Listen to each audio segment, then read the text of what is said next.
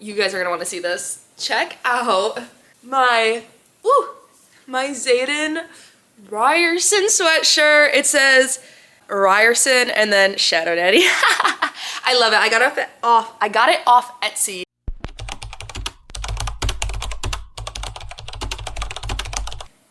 Hey guys, welcome back to my channel. It is that time of the month where I get to sit down and tell you all the books that I loved and hated this month of reading. I don't know if that made sense.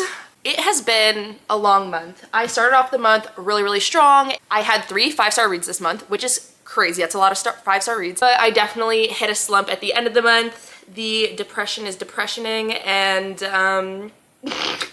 if you know, you know. You know. Anyway, so I am going to tell you about all of these books today. I think we should just dive right in. So the first 2 books this month I read were 5 stars. I kicked off the month strong with Fourth Wing by Rebecca Yarros. Oh my God, you're about to die. I should be fired from being a YouTuber because I didn't even realize my camera wasn't charged. That's what I was saying. I kicked off the year, oh my God, breathe. I kicked off the month with Fourth Wing by Rebecca Yarros, and yes, I gave this 5 stars. If you didn't, I'd love to know why. If you couldn't tell, I have my Zayden sweatshirt. I loved it. I loved him. I loved all of the characters. If you watch my New York City vlog, I talked a lot about Fourth Wing in it. I loved how Violet has banter with literally every character. Zayden, Liam, Taryn, I don't know, I'm probably saying it wrong, and Darna, and then her friends. Oh my gosh, she had amazing chemistry with literally every character, not just the man himself, Mr. Zayden Ryerson. I loved him, I loved this, I love the story. I'm so excited for the next book, and yeah, I love the world, I love dragons. I'm now, you know, feeding for some dragon romance, and 10 out of 10 would recommend. Now, my next 5-star read this month. Yes, back-to-back 5 stars. It was crazy. If you watch my New York City vlog, again, you know this because I read both of these in that vlog with my friend Amanda. We also both buddy read these. We both buddy read these. Like the odds, like seriously, the odds are crazy. But I read Forget Me Not by Julie Soto, and oh my gosh, never in my life have I sympathized with a male character. Elliot literally did nothing wrong. Elliot Bloom, like he literally did nothing wrong, and he still apologized. Like, what man does that? This is the man, the myth, the legend. Like, I want him, I need him, and I loved it. It's a second chance romance about a wedding planner and a florist. He's a florist. He is just amazing. I love him, and I loved the story, and I love the book, and I'm literally foaming at the mouth for Julie Soto's next book. She just released the title, and I want it in my hands. Please and thank you. The next book I read this month was a little bit of a disappointment for me. I read Immortal Longings by Chloe Gong. I ended up giving this 3 stars because I thought that the plot was like sort of interesting, but one of the things that was consistent throughout this book were huge information drops at points that were, I don't know, it was not to me like planned out well in terms of when she was dropping chunks of information that pertained to the history of the world. And I felt like if you see, like, this is not a long book, and I felt like if you're gonna kind of do that world building, I think you need to balance it out with a lot of plot and action and character development, and I just thought there was a little too much of just bland. Ooh, I don't want to say bland because that feels mean. I don't know how to explain it, but I just thought it was okay. And the characters, the 2 main characters, I did not feel a romantic chemistry between them really almost the whole book. I liked their banter, and I liked their like just platonic chemistry, but I didn't really feel romance between them, and I feel like they got together really quickly, and the spice scene was just inserted in there without, it didn't really like feel like it was timed really well. But I will say I really liked the universe, and I really liked the idea and the story behind it. I just don't think it was executed very well. And in my head, it felt like there was a really large plot hole if you've read it, and I guess this is I want to put this out there because I need someone to like confer with me. It's a little spoilery, so skip until whatever time when I'm done talking about it. But I thought there was a major plot hole with the whole eye situation because you find out that Kala isn't actually the princess, but it's described multiple times that she has the same color eyes as the king. So if she's not who she is, then like why does she have those eyes? Because when you jump bodies in the book, like you keep your eye color. So I thought that was a big plot hole because like that just doesn't make sense. She shouldn't have the same eye color if she wasn't actually the princess. So I don't really know if that is gonna come back and mean something, but to me it felt like really plot holy because all the time she's described as having those eyes, and Anton is like one of the best jumpers in like the country or whatever, the world, and he like doesn't pick up on that with how much he knows about jumping. That just like doesn't make sense to me.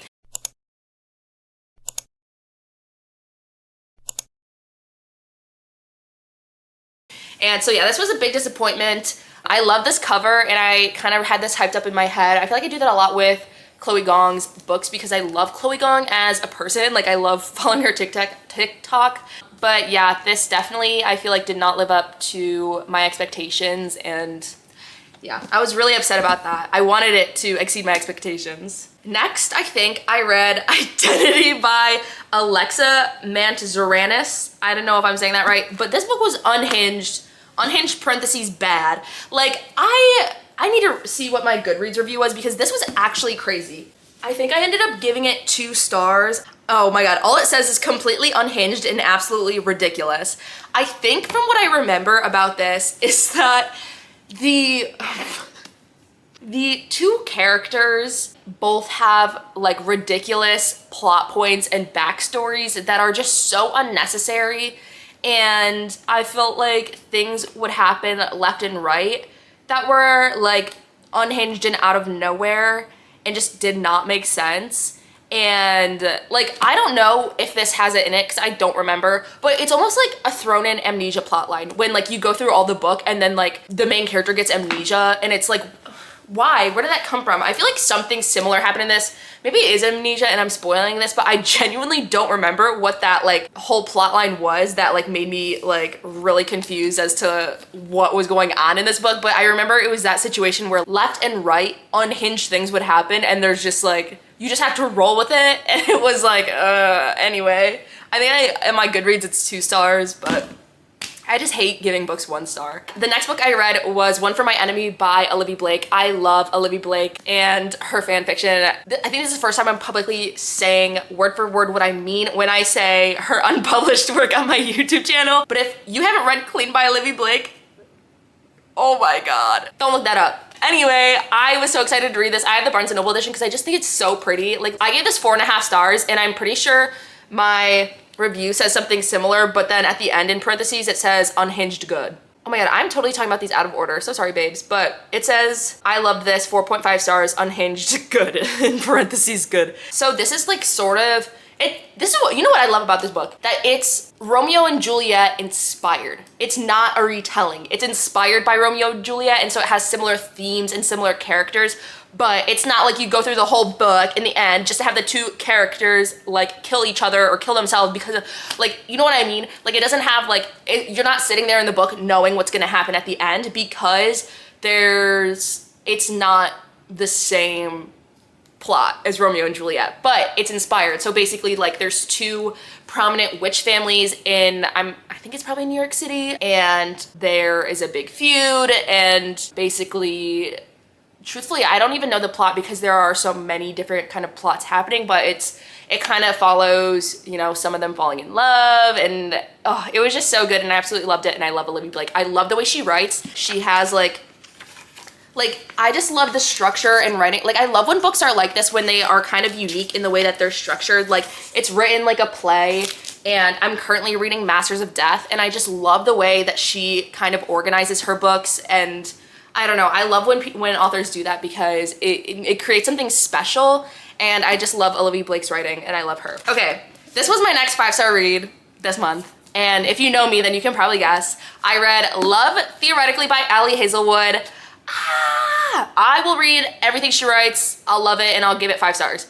And that's not even like, oh, you know, I just love her so I'm gonna give her 5 stars. Like every time I read something of hers, it is a 5-star read for me. I absolutely love Ali Hazelwood, and I know people love to debate whether her writing is too corny or whether it's not a realistic STEM workplace, but you know what? A lot of her, did you literally know that she has her PhD in neuroscience? Like, most of what she writes is inspired by her own experiences in academia.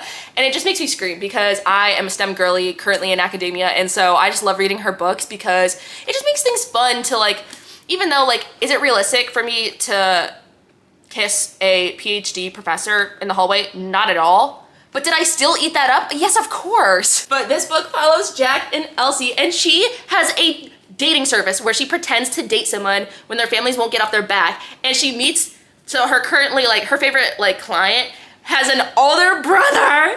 And, oh, it's so good. It's about physicists, theoretical and experimental. So if you want a little, you know, knowledge about Oppenheimer, there you go. Yeah, I absolutely love it. I love all of her books, and I just think they're so fun and so enjoyable, and they just make me so happy. And you know what? That's all that matters. They made me happy, so I'm gonna give it 5 stars. Oh shit, I don't wanna talk about this. Okay, the next book that I read, wait, no, that's wrong order. The next books that I read, okay. Oh, I forgot I read this. Sorry, I'm so disorganized. I read Set on You by Amy Leah. I think I gave this 3 stars. I forgot I read this because I read this on my phone because I was traveling a lot. And basically it follows a fitness influencer and a curvy fitness influencer and her gym nemesis. And I thought it was cute and I thought it was enjoyable. I think I hit a wall in it where I just felt like it was getting kind of long and I was like, eh.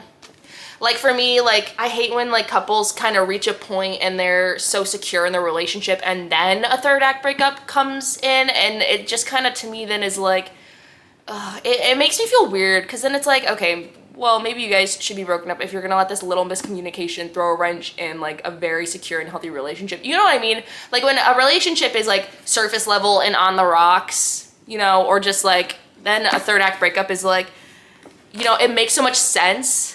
But in this one, it was just kind of like, bro, like this book like could have been ended 100 pages ago. You know what I mean? But I did think it was cute and it was fun, and there is a little spice in it. I have the next book, X's and O's, and I am excited to read that.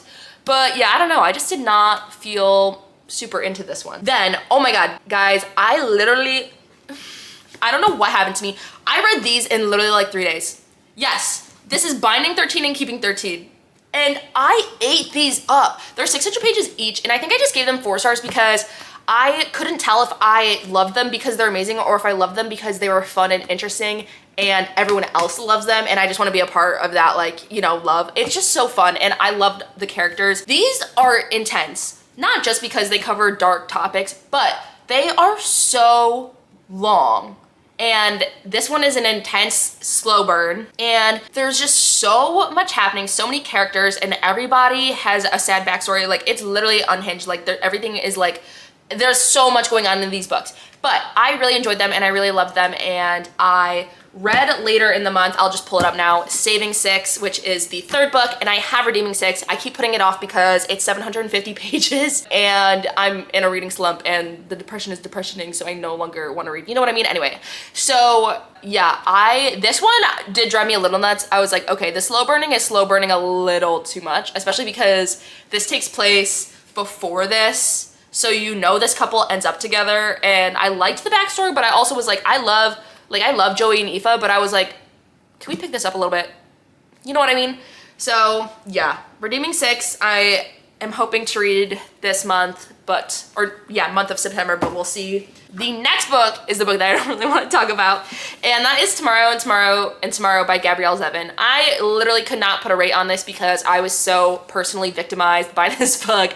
I felt so upset at the end of this book because I don't know how to explain it. I know everyone loves this, and I think one of the reasons, or I have a feeling one of the reasons why I could not bring myself to give this a good rating is because I think I probably relate to Sam a little bit, and because his character was the one that kind of was really misunderstood and he didn't have any resolution. Sorry, that's a spoiler, but I'm just gonna be honest when talking about this book because my emotions about it were so raw, and I did a full spoiler reading vlog about this book because it was a book club book, and I want to kind of start this new series on my channel where I do full spoiler reading vlogs of my book club books, so it's like we can all be in book club together. And so I don't know, I couldn't rate this anything higher than 2 stars because of Sadie and Sam's like plot line. Like I couldn't do it. Like I couldn't bring myself to do it. But also obviously if I felt so emotionally connected to the character, it should be a 5 stars, and I did really like the way it was written, but I just like couldn't bring myself to rate it because I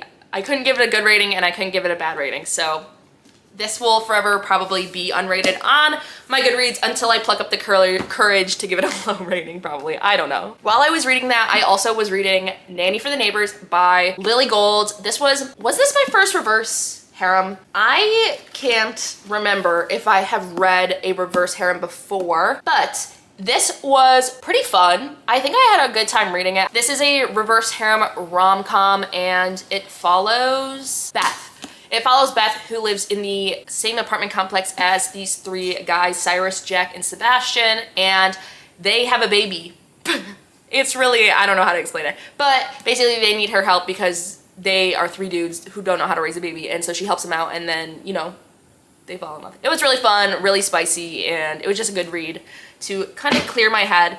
Now, this is where I hit a slump because I read that like 2 weeks ago maybe, and I've only read 1 book since then. I read Cruel Seduction by Katie Robert. Katie Robert's books are always just like such an easy read for me, and this is the 5th book in the Dark Olympus series. I feel like I don't know, I just fly through these books because there's not a whole lot going on up here, except for this one was so funny to me because there is a double penetration scene in one hole, which to me was very unhinged.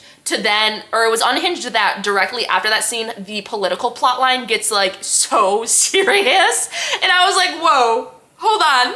Let's rewind. What just happened? But her books are always just like a quick, easy read for me. There's not too much going on in them other than a little bit of very little political intrigue and a whole lot of sex. So yes, that is the last book that I finished this month. I have been reading Masters of Death, but we'll see when I finish that because like I said, I have no motivation to read these days. I have some exciting videos planned for you guys. That's that. I'll see you when I see y'all, and I love every single one of you.